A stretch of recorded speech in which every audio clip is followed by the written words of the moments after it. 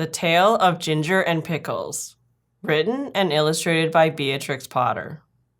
Once upon a time, there was a village shop. The name over the window was Ginger and Pickles. It was a little small shop just the right size for dolls. Lucinda and Jane Doll Cook always bought their groceries at Ginger and Pickles. The counter inside was a convenient height for rabbits. Ginger and Pickles sold red spotty handkerchiefs at a penny 3 farthings. They also sold sugar and snuff and galoshes. In fact, although it was such a small shop, it sold nearly everything, except a few things that you want in a hurry, like bootlaces, hairpins, and mutton chops. Ginger and Pickles were the people who kept the shop. Ginger was a yellow tomcat, and Pickles was a terrier. The rabbits were always a little bit afraid of Pickles. The shop was also patronized by mice. Only the mice were rather afraid of Ginger. Ginger usually requested Pickles to serve them, because he said it made his mouth water. "I cannot bear," said he, "to see them going out at the door carrying their little parcels." "I have the same feeling about rats," replied Pickles, "but it would never do to eat our own customers. They would leave us and go to Tabitha Twitchit's." "On the contrary, they would go nowhere," replied Ginger gloomily. Tabitha Twitchit kept the only other shop in the village. She did not give credit. Ginger and Pickles gave unlimited credit. Now the meaning of credit is this. When a customer buys a bar of soap, instead of the customer pulling out a purse and paying for it, she says she will pay another time. And Pickles makes a low bow and says, "With pleasure, madam." And it is written down in a book. The customers come again and again, and by quantities, in spite of being afraid of Ginger and Pickles. But there is no money in what is called the till. The customers came in crowds every day and bought quantities, especially the toffee customers, but there was always no money. They never paid for as much as a pennyworth of peppermints, but the sales were enormous, 10 times as large as Tabitha Twitchit's. As there was always no money, Ginger and Pickles were obliged to eat their own goods. Pickles ate biscuits and Ginger ate at dried haddock.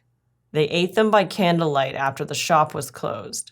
When it came to January 1st, there was still no money, and Pickles was unable to buy a dog license. "It is very unpleasant. I am afraid of the police," said Pickles. "It is your own fault for being a terrier. I do not require a license, and neither does Kep, the collie dog. It is very uncomfortable. I am afraid I shall be summoned. I have tried in vain to get a license upon credit at the post office," said Pickles. "The place is full of policemen. I met one as I was coming home." "Let us send in the bill again to Samuel Whiskers, Ginger. He owes 22 9 for bacon." "I do not believe that he intends to pay at all," replied Ginger. "And I feel sure that Anna Maria pockets things. Where are all the cream crackers?" "You have eaten them yourself," replied Ginger. Ginger and Pickles retired into the back parlor. They did accounts. They added up sums and sums and sums. "Samuel Whiskers has run up a bill as long as his tail. He has had 1.75 ounces of snuff since October. What is 7 pounds of butter at 1 3, and a stick of sealing wax and 4 matches?"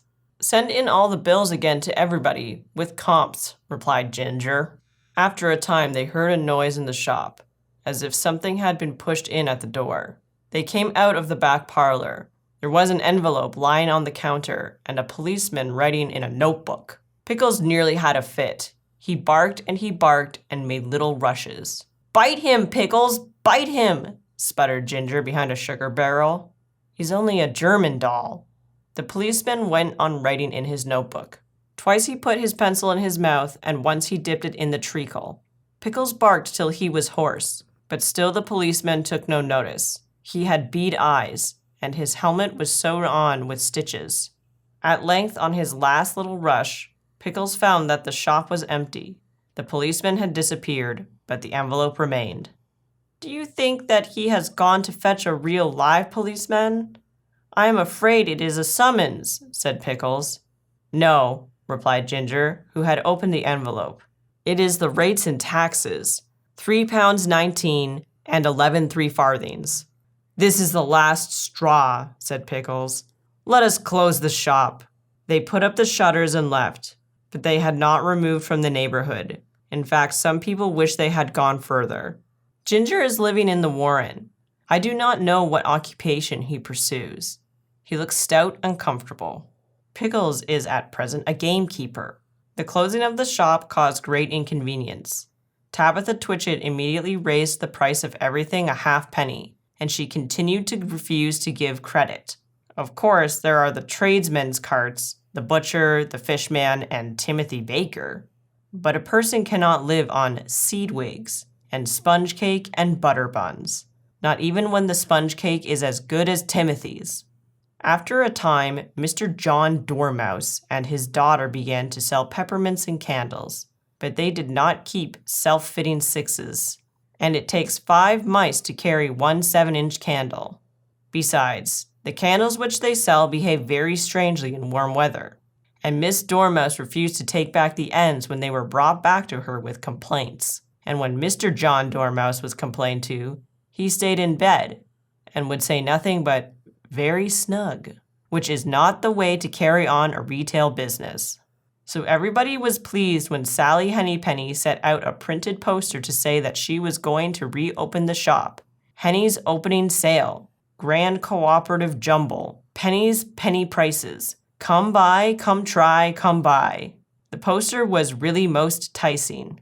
There was a rush upon the opening day. The shop was crammed with customers, and there were crowds of mice upon their biscuit canisters.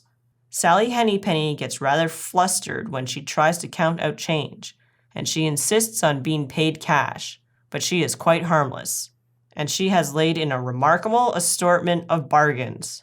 There is something to please everybody.